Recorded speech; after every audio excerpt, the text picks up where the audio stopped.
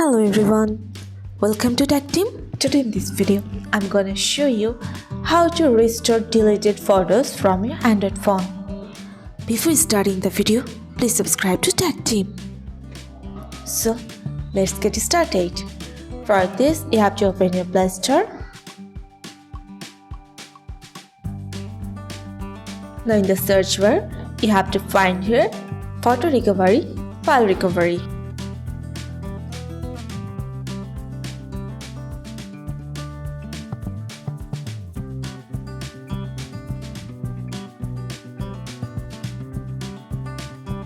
Here it is, you have to install this. Now open this app.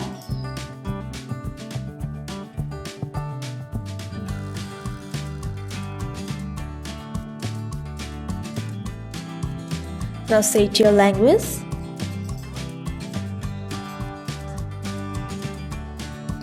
Here you can see recover photos. Press on this. If you want to restore your photos, then press on this scan option. Press on agree. So this is how to restore your deleted photos from your Android phone. So guys, that's it. You can do this. I think this video is very helpful to you. If it was, then give a thumbs up and hit the subscribe button. And thanks for watching.